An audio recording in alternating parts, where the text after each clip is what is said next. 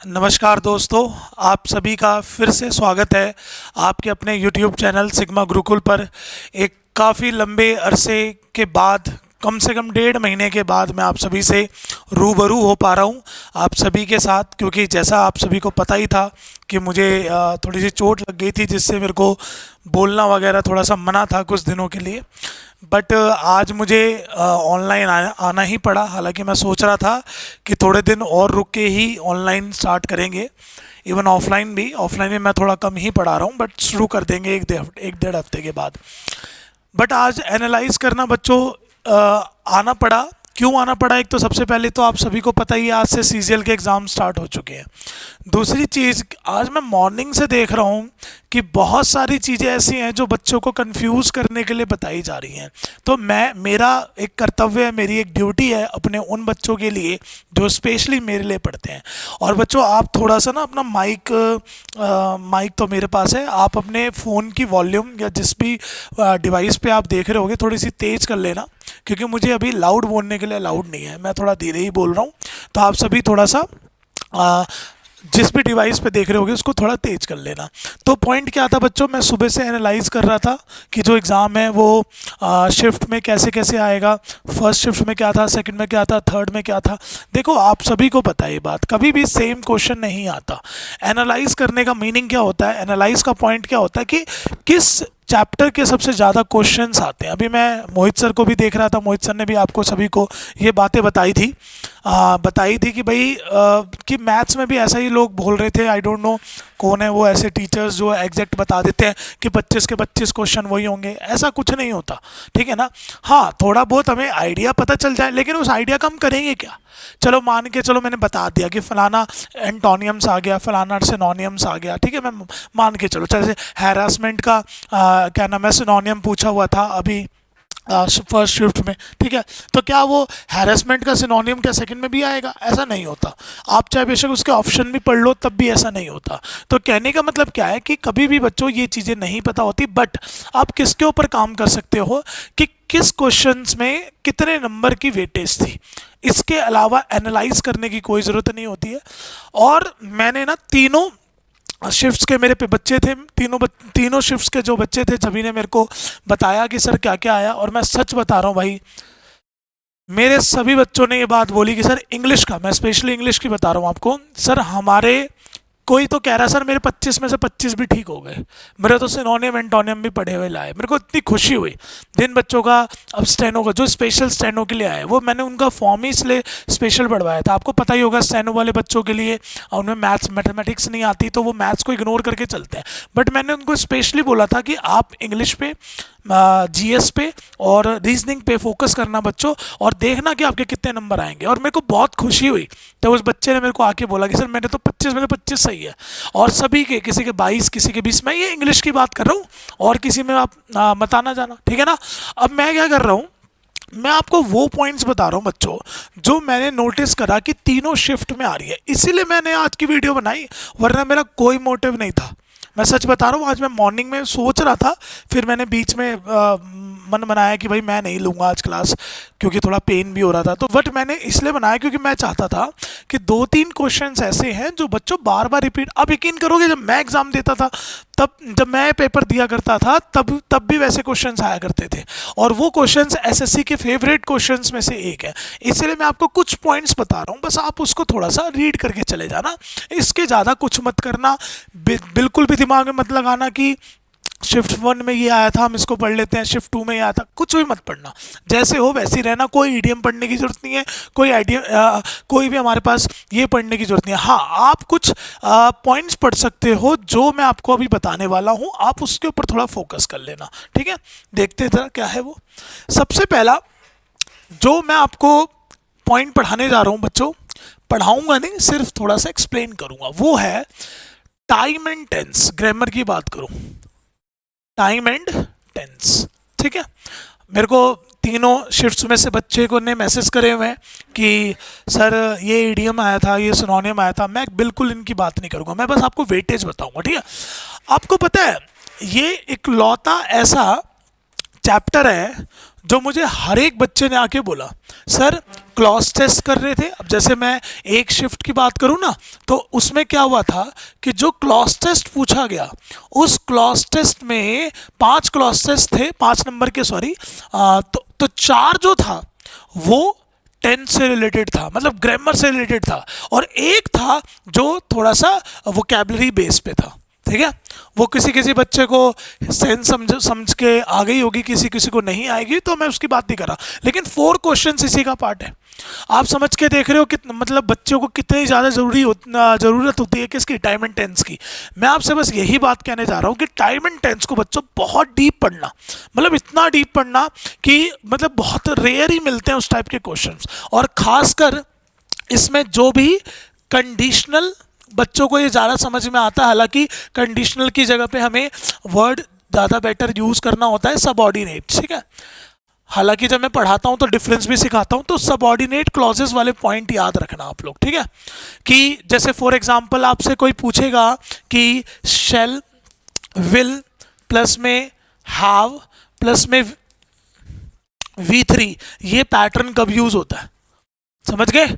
या फिर आपसे कोई पूछेगा कि कोई मोडाल्स यानी कि कुड, वुड और माइट, ये वाला पैटर्न कब यूज होता है।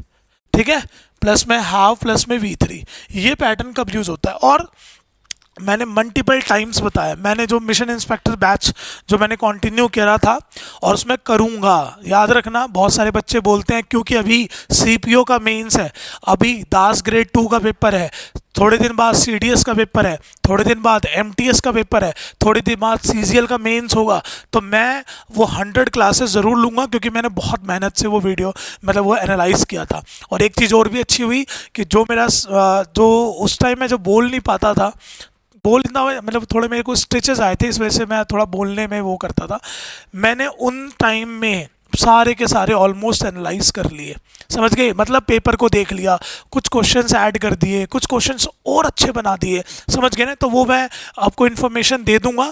जो बच्चे मेरे को इंस्टाग्राम पे फॉलो करते हैं, जो बच्चे मेरे व्हाट्सएप के ग्रुप पे हैं, व्हाट्सएप चैनल के ग्रुप में हैं, जो बच्चे हमसे यूट्यूब पे जुड़े हुए हैं, उन सबको टाइम टू टाइम अपडेट मिल जाती होगी। ठीक है, तो कहने का मतलब टाइम एंड टेंस को अच्छे से पढ़ो, इफ का कंसेप्ट अच्छे से पढ़ लो। एक बहुत सिंपल सा क्वेश्चन आया था जिसमें हमें सेंटेंस में 2 सेंटेंस जुड़े हुए थे कंजंक्शन से, और हमें बताना था सेकंड सेंटेंस किससे होगा। और यार वो तो दुनिया का सबसे इजी काम है भैया, पहले वाला चेक करो कौन से टेंस में था, दूसरा उसी के अकॉर्डिंग बना दो। हाँ, लेकिन उसमें कुछ प्रॉब्लम्स होती है वो, लेकिन इतना मुश्किल क्वेश्चन नहीं था, दैट से कनेक्ट हो रखा था, वहाँ पर विल लिखा हुआ था, विल का वुड बनाना था, बस सिंपल सा। तो दोनों टेंसेस को भी आपको ध्यान रखना है, इस बात को क्लियर हो गया। मैंने देखो शुरुआत ही बच्चों किस वर्ड से करी, टेंस से करी है। ठीक है, उसके बाद ये सेकंड शिफ्ट की बता रहा हूं मैं आपको। सेकंड शिफ्ट में बच्चों ने बताया सर हमारे पास कंजंक्शन से भी क्वेश्चन पूछा गया, कंजंक्शन से एरर आया हुआ था। ठीक है, ईदर का और नीदर का, जिसके साथ आपको कनेक्टर पता होता है कि ईदर के साथ और लगता है, नीदर के साथ नॉट, बस इसका मतलब ये नहीं कि अगली बार भी यही आएगा। बट ग्रामर में, सीजीएल में खासकर, कंजंक्शन की एक बहुत इंपॉर्टेंट रोल प्ले होती है, बहुत ही वाइटल रोल प्ले करता है ये। क्यों करता है? क्योंकि आपको मैं फिर से ये बात बताने वाला हूँ कि क्लॉज टेस्ट में हेल्प करता है। और यार कितनी बात मैंने आपको बताई ये बात, क्लॉज टेस्ट पढ़ो, क्लॉज टेस्ट पढ़ो, आपकी ना इंग्लिश लैंग्वेज बहुत अच्छी होगी उससे। ठीक है, तो कंजंक्शन भी एक अच्छा रोल प्ले करता है। अगला बात अगर हम करें तो ये है हमारा वॉइस नरेशन। देखो शिफ्ट 1 में नरेशन नहीं था, शिफ्ट 2 में नरेशन था, शिफ्ट 3 में भी वॉइस और नरेशन था। तो कहने का मतलब है यार, क्या ये इतने बड़े चैप्टर्स हैं, क्या हमें इनकी इतनी वो करनी पड़ेगी प्रिविलेज कि भाई इसको रहने देते हैं, नहीं पढ़ते हैं, ऐसा कुछ नहीं है। और मैं फिर से बता दूं, इसमें जो क्वेश्चन आया था वो एक ही टॉपिक से था जिसको बोलते हैं रिलेटेड टू वर्ब, घूम फिर के फिर से टाइम एंड टेंस। आपको मतलब समझ रहे हो, मेरे को ना ये टाइम एंड टेंस की वजह से मेरे को आज वीडियो बनानी पड़ रही है, अदरवाइज मुझे कोई ज़रूरत नहीं थी। मैं अपने बच्चों को भटकाऊंगा ही नहीं। मेरा बच्चा पिछले 6 महीने से, 8 महीने से, 10 महीने से दिन रात लगा पड़ा हुआ है सीजीएल के अंदर नौकरी लेने से, तो मैं उसको क्यों गुमराह करूँ। मेरे से बच्चों ने पूछा कि सर एनालाइज देखा आपने, ये करा। मैंने भाई क्या ज़रूरत है, आप अपना पढ़ाई करो, जैसे पढ़ रहे हो आप वैसे ही पढ़ते रहो। अरे महान है, जीके में बता रहे हैं कि पूरे 25 में से 25, 25 में से 20, भाई इतनी मुश्किल जीके आई है। मेरे एक स्टूडेंट है, नाम नहीं लूँगा उनका, ऑनलाइन अभी मेरे को उन्होंने फ़ोन किया कि अरे सर बस पेपर अगर रह गया तो जीके की वजह से रह गया, वरना मैथ्स रीजनिंग और इंग्लिश में तो बहुत अच्छे नंबर ले लेगी वो लड़की, लेकिन जीके नहीं हुआ। और भाई सच में जीके नहीं होती, मजाक लगाते हो आप लोग, जो पढ़ता है ना उसको पता है, ठीक है ना। मुझे अब मैं क्या ही बोलूँ, मैं ऑनलाइन नहीं बोलता ये बातें, पता नहीं जीके का कुछ कुछ लिमिटेड तो करो यार, ताकि बच्चे कुछ पढ़ पाए। चलो खैर नेक्स्ट पॉइंट देखते हैं। नेक्स्ट पॉइंट क्या है बच्चों, आपके पास एक टॉपिक होता है जिसको मैं कहता हूं हमेशा arrangement of sentences. Arrangement of sentences, जिसको हम लोग शॉर्ट फॉर्म में बोले तो PQRS। यार मैं हैरान हो गया कि जब मैंने देखा कि हर शिफ्ट में इसके 2-2 3-3 क्वेश्चन देखने को मिले, हर शिफ्ट में, मतलब फ्री के नंबर। मतलब मैं तो गर्व से कहता हूं कि जो बच्चे ने मेरे से स्ट्रैटेजी पढ़ रखी होगी, या जिन्होंने मिशन इंस्पेक्टर बैच की कितनी क्लासेस ली थी मैंने, 35 के आसपास ली होगी मैंने क्लासेस, या 34 के आसपास, 3 तारीख को 4 तारीख को ऑनलाइन, हाँ 34, ठीक है। तो कहने का मतलब क्या है कि जो आपके पास, मैंने जो आपको 34-35 पेपर सॉल्व करवाए थे ना, और उसके पहले भी मैंने CGL 2019, 2020, 2021 के पेपर सॉल्व करवाए हुए हैं। आप पढ़ के देखना, मैंने कितनी बार इनकी ट्रिक्स बताई हुई है, ठीक है। तो भाई इस पे भी फोकस करके जाना है ना। और रही बात one word substitution, idioms and phrases, मैं फिर से बता रहा हूं, अगर कोई स्टूडेंट वन वर्ड सब्स्टिट्यूशन पढ़ रहा है या फिर इडियम्स एंड फ्रेजेस पढ़ रहा है, देखो मैं कभी भी ना इडियम्स एंड फ्रेजेस इन दोनों की बात कर रहा हूँ। आपको मैं बहुत बार बता चुका हूँ बच्चों, सिर्फ और सिर्फ एक किताब में से अच्छे से पढ़ लो, वो है SP बख्शी। मैं आपको साफ कह रहा हूँ, मैं पता है देखो बीइंग अ टीचर, क्योंकि मेरे को भी मेरी किताब लिखनी है, मैं अपनी किताब के लिए वेट कर रहा हूँ, क्योंकि मेरे को पता है कि मैं जब किताब लिखूंगा तो उसके अंदर सब चीज़ बेस्ट होगी, वोकैबुलरी भी, टेस्ट सीरीज भी, ग्रामर भी, कॉम्प्रिहेंशन भी। तो मैं थोड़ा सा उसके लिए वेट कर रहा हूँ, मैं बस बताऊंगा आपको कभी आगे जाके ऑनलाइन कि क्यों वेट कर रहा हूँ, ठीक है। सो ना SP बख्शी में से भाई इडियम्स एंड फ्रेजेस और वन वर्ड सब्स्टिट्यूशन पढ़ लेना, अच्छे से पढ़ लेना, मैं पक्का बता रहा हूँ, पढ़ा हुआ आपको मिल जाएगा। और बेशक आप किसी भी किताब, अब तो आपके पास टाइम ही नहीं है, बट कोशिश करना, इसमें 2 टाइप के होंगे, एक इसमें जिसमें विद ऑप्शन होगा और एक जिसमें विदाउट ऑप्शन होगा, तो आप विद ऑप्शन वाले सॉल्व कर लेना, ठीक है ना, जाने से पहले एक बार, और कुछ नहीं। उसके बाद यार मैंने बहुत बार आपको 100 स्पेलिंग चेकर्स पढ़ाया है, याद है मैं CGL के पॉइंट ऑफ व्यू से कितनी बार पढ़ाता हूँ, मैंने दोनों बैचेस को पढ़ाया। जो बच्चे मेरे से ऑनलाइन पढ़ते हैं, ऑनलाइन यूट्यूब वाले नहीं आ रहे, क्योंकि मैंने यूट्यूब पे नहीं पढ़ाया ये, बट मैंने ऑनलाइन जो मेरे से पेड बैच में पढ़ते हैं मैंने उनको पढ़ाया था, ठीक है। और प्लस ऑफलाइन में तो जरूर पढ़ाया, एक एक स्पेलिंग याद करवा दिया, हैरेसमेंट की स्पेलिंग आप सोच के देखिए, कॉर्नेजर की स्पेलिंग, इररिलेवेंट की स्पेलिंग जो हमने कभी ना कभी पढ़ी हुई है, ब्यूरोक्रेसी की स्पेलिंग जिसमें 4 में से एक बतानी थी कौन सी करेक्ट है। सो कहने का मतलब क्या है, कुछ भी स्पेलिंग नई नहीं है, बहुत इजी स्पेलिंग है, बहुत इजी है, मैं सच बता रहा हूँ, ठीक है। हाँ, आपका थोड़ा बहुत जो नंबर कट सकता है वो कटेगा सिनोनिम्स में और एंटोनिम्स में। और मैं फिर कह रहा हूँ बच्चों, इसके चक्कर में मत फंसना, हो जाए तब भी ठीक है, वरना चारों ऑप्शन देख के ट्रिक व्रिक लगा लेना, जो भी आपको थोड़ी बहुत आती होगी, ठीक है। नहीं आती है तो फिर प्लीज आप इसके अंदर मत रहिए, ठीक है। और एक topic, subject, verb and agreement, verb and agreement, ठीक है। ये जो चैप्टर है ना, रियलिटी में पहले तो ये कोई चैप्टर नहीं है, ये 3 टॉपिक्स का मिक्सचर होता है। सबसे पहला होता है नाउन, फिर होता है प्रोनाउन, फिर होता है टेंस, ठीक है ना। आप ना ये तीनों टॉपिक भी अगर अच्छे से पढ़ लोगे तो आपका काम चल जाएगा, ठीक है। और प्लस में लास्ट में आती है फिक्स प्रीपोजिशंस। आपको मैंने बहुत बार बोला है बच्चों, ये धीरे धीरे हैबिट बनाओ, ठीक है। और अगर आपको लगे ना कि मेरे को फिक्स प्रीपोजिशन की ट्रिक चाहिए, मेरे को फिक्स प्रीपोजिशन याद करनी है, तो आप इस वीडियो के कमेंट बॉक्स में अगर 100 हमारे पास लाइक्स आ जाते हैं तो मैं इसके ऊपर वीडियो बना दूंगा, ठीक है ना।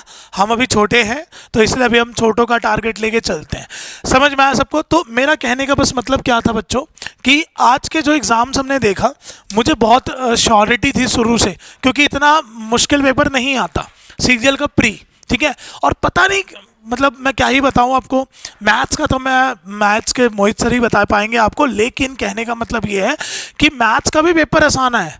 मैंने जब सर के साथ एनालाइज किया कि यार ये तो कैलकुलेटिव मैथ्स है पूरा, तो कहने का मतलब 100 बात की क्या है बच्चों, अपनी जीके संभालो, प्लीज़ जीके पढ़ो, मैं सबको समझा रहा हूँ। आप सभी को जैसे पता ही होगा कि दिसंबर में स्टेनो का पेपर होने जा रहा है, आपके पास 3-3.5 महीने हैं। 16 तारीख से मैं नया बैच बना रहा हूँ स्टेनो का, स्टेनो वाले बच्चों के लिए स्पेशल। और मैं गारंटी बोल रहा हूँ आपको कि इंग्लिश में 100 मार्क्स की इंग्लिश आती है, और सिर्फ इंग्लिश नहीं, मैं ओवरऑल आपको रहने नहीं दूंगा। मैं जो स्ट्रेटेजी बताऊंगा आपको उसको बस फुलफिल करना है और जी जान लगा के 3-3.5 महीने के लिए गायब हो जाना है और सिर्फ पढ़ाई करनी है। आपका मैं स्केड्यूल भी मैं बना दूंगा, अगर आप बोलोगे तो ऐसा स्केड्यूल बना दूंगा कि जिससे आप बाहर कभी जा ही नहीं पाओगे, पढ़ाई करोगे दिन रात दिन रात दिन रात दिन रात। ठीक है, चलो। सो इस सारी बातों का जस्ट बस यही है कि भाई पेपर इतना मुश्किल नहीं था, कुछ होता तो मैं ज़रूर आपको एडवांस से बता देता। लोग तो कुछ कुछ एज इट इज़ 25 के 25 बता देते हैं, आई डोंट नो यार कहाँ से उनको पता चल जाती है बात, और सारा झूठ होता है और एवरीवन नोज अबाउट इट कि यार ये तो चीज़ें सबको पता है कैसे आती है। आप मत फंसना है भाई इन चीज़ों में, आप डायरेक्ट सीधी सी बात है, आप लोग अपनी पढ़ाई करना। ठीक है, जैसे पढ़ रहे हो वैसे ही पढ़ना। 2 मॉक टेस्ट और ज़्यादा लगा लेना अगर आपको ज़्यादा यूँ लगे तो, ठीक है ना। आपको यूँ लगे कि भाई ज़्यादा दिक्कत हो रही है, 2 मॉक टेस्ट और एक्स्ट्रा लगा लेना बस, और कुछ नहीं करना। किरण पब्लिकेशन, ठीक है, फर्स्ट डे से बोल रहा हूँ, आपको याद होगा। जिन बच्चों ने अच्छे से किरण पब्लिकेशन कर रखी है, 20 से 22 क्वेश्चन करेक्ट करके आए वो सारे बच्चे। ठीक है, चलो बाकी जिस दिन जो बच्चे लगेंगे सीजन में फिर देखेंगे उनके साथ, है ना। चलिए मिलते हैं नेक्स्ट क्लास में। जय हिंद, जय भारत। बहुत जल्दी आप सभी को मिशन इंस्पेक्टर बैच में कब से कंटिन्यू कर रहा हूँ, रात के 9 बजे मैं इन्फॉर्म जरूर करूँगा। थोड़ा सा और बेटर हो जाऊँ, हल्का हल्का कभी कभी बोने पे दर्द भी होता है, इसीलिए डॉक्टर ने बोला है थोड़ा सा टाइम और आप ले लो, 10-15 दिन और, फिर स्टार्ट करेंगे। ठीक है, चलिए मिलते हैं। जय हिंद, जय भारत। आपसे ये भी डिस्कस करेंगे कि मैंने इन दौरान क्या करा, कभी आराम से बैठ के, कभी क्लासेस में। ठीक है, कि बताऊंगा मैं आपको, क्योंकि बहुत सारी चीज़ें हो गई इस 1 महीने में, है ना। तो घबराना मत, जिनका पेपर है उन सभी को ऑल द बेस्ट, सभी को शुभकामनाएं। हम सभी का आशीर्वाद आप सभी बच्चों के साथ है, और मुझे पता है कि आप गवर्नमेंट जॉब लेकर सिर्फ अपना परिवार नहीं, पूरा कुल, पूरा डिस्ट्रिक्ट, पूरे इंडिया आप सबका नाम करोगे। चलिए, जय हिंद, जय भारत। Good night everyone.